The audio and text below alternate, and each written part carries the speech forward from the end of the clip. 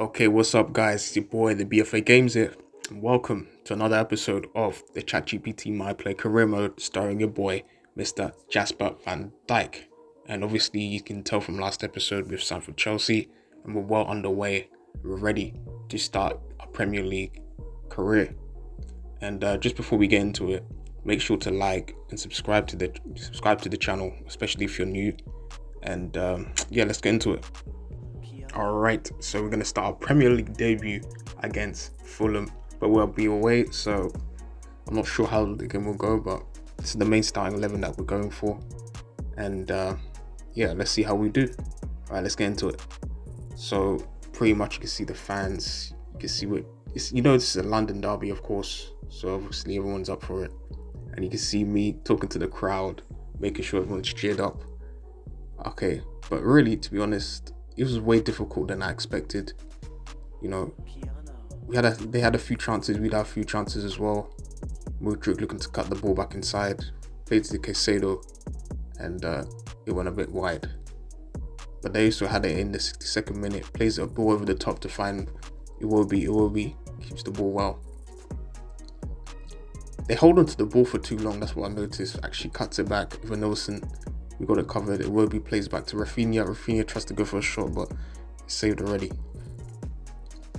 I know so, but we lose it, and then Sanchez saves it as well.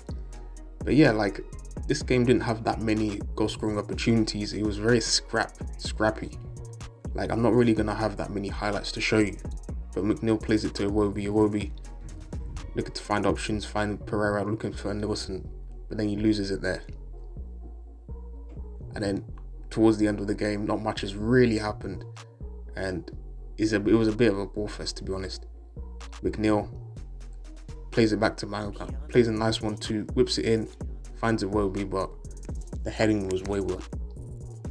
And yeah, that was it. I was subbed off towards the end. Wasn't not a good debut at all, to be honest.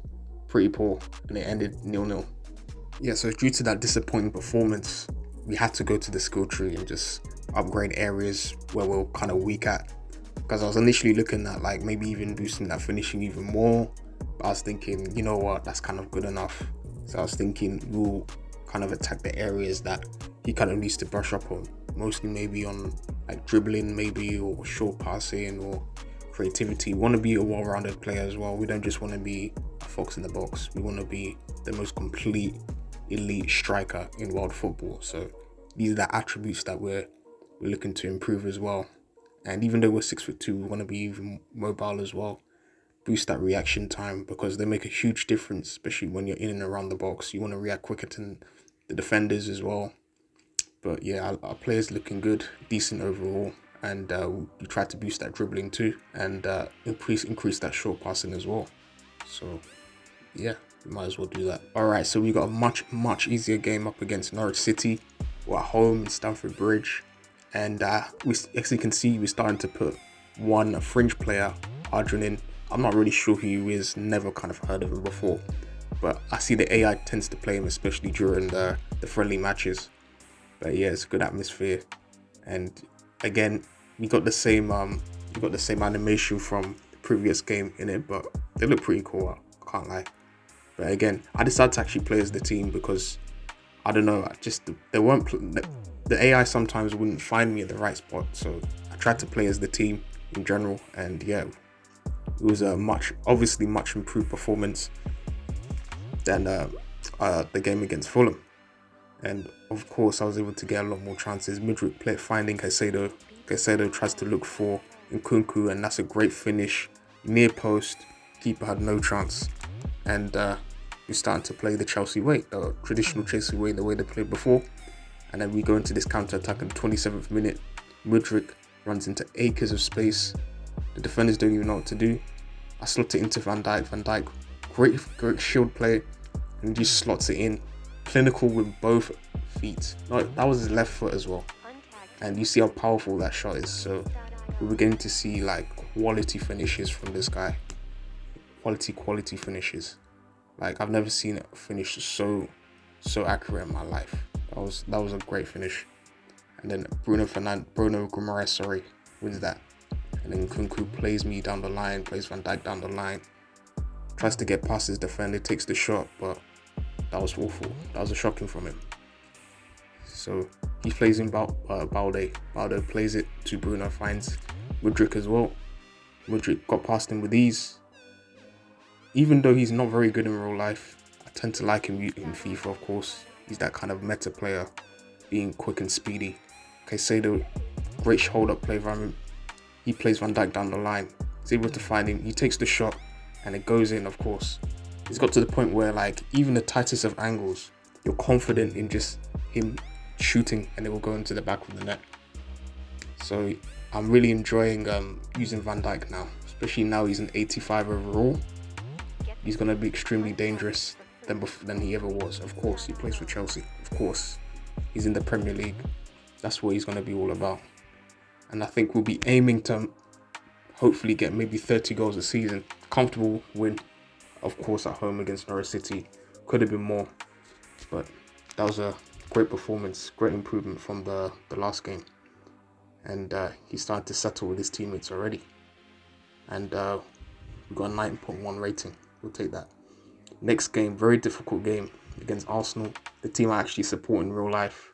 So we're coming in with mixed emotions. Main starting 11, Madueke comes into the starting 11, and of course up against the Emirates. And this was one of the weirdest Arsenal teams I've ever seen. Mohamed Salah was actually in the side. I did not expect him to be in a team like that.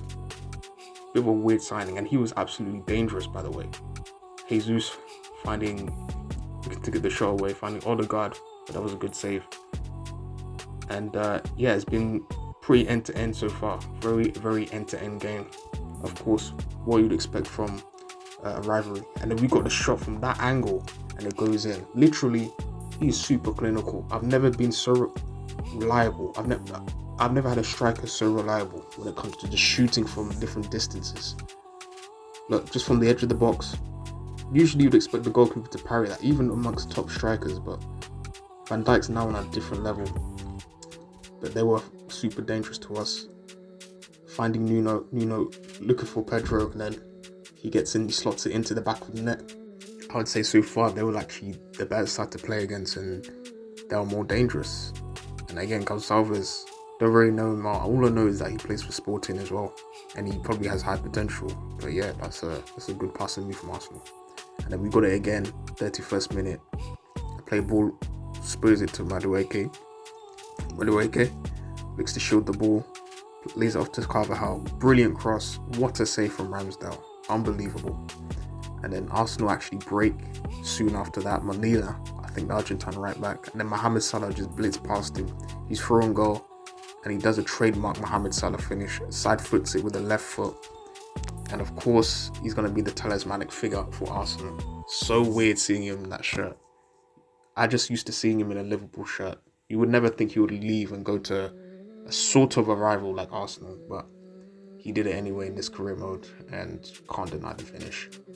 And in the 46th minute, Caicedo shields the ball really well, finding Nkunku, and then I make a great run inside, finds me again, and just comfortably slots it in. My right foot places it in, and it's a brace for me in this game against Arsenal, which I'm super proud of, super happy that we can also perform against top sides, top opposition. And it's nice to see that we're performing already in the Premier League, the most difficult league in our career so far. Because we played in the Eredivisie, we played in the Spanish second division. Well, I doubt if we could do it in the Premier League, and it's looking like we can do it, especially against one of the best teams in the league. And Odegaard finds Mohamed Salah again. And Salah looks to shield the ball as well, lays it off to Odegaard. Finding the right back. But then he cuts it back in, he could have whipped it in. Finds Salah again, plays it to Jesus, Fabio Vieira. Good save from Sanchez. And yeah, it's pretty much Arsenal for the rest of the mostly the rest of the match. We're defending well and making good saves from Robert Sanchez. And the game ended up finishing 2-2. That was one of my favourite games of the season so far. End-to-end, Patriot affair. But it's safe to say that a 2-2 draw was a good result for us, considering how dominant, well, not dominant, but how well Arsenal played against us, especially at home against the Emirates, which we would take. and this team is on a progression. We're looking to improve, of course, and we're looking to make an impact on this team. 9.3 rating, I'll take that. Good performance from us. So of course you can see is a transfer deadline day, and you're starting to see like key transfers being made. But it's pretty frustrating that they've changed the way deadline day used to be, because you could actually check all the rate. You could check like literally like all the deals from every club in the league. I don't know why they haven't got that anymore. So you can only just see like the top deals on the right, and you can only see the transfer rumors. We can't really see if there's any like transfers that we're making, so I have to end up going to check after this. But obviously Jules Koundé is going to Bayern, and Ferran Torres is going to Liverpool. Bro, he wants to be Fernando Torres so bad. It's very weird that St Maximin is ditching money, is ditching P to going to play for West Ham. I'd understand if he wanted to go to Liverpool or Man United or Chelsea, but he's going to West Ham, which is a bit of a strange move. And then Berardi going to Newcastle United. So some decent signings here and there. But yeah, we're approaching the final hour. Pretty much no signings that's going to be made. So we went to see if we made any signings. We actually did. We got Rafinha, the right winger from Barcelona, which I'm looking forward to playing with him. He's a very talented player. Alright, so now we're playing for Chelsea. Like, our profile is rising. I thought we might as well start becoming ambassadors for Beats. So towards the end of the episode, you can see that we're currently sat as the top goal scorer already with 4 goals in 3 matches. Great return. Hopefully we can keep this form up and of course get the top goal scoring charts. I think my aim with this episode is to get like maybe 30 goals. I'd be happy enough with that. So yeah, I think we'll bring this episode to a close already. I know it's a very short episode, but I just wanted to get you guys in and just mostly show you the debut of a Premier League debut for Jasper Van Dijk. And just stay tuned for the next episode.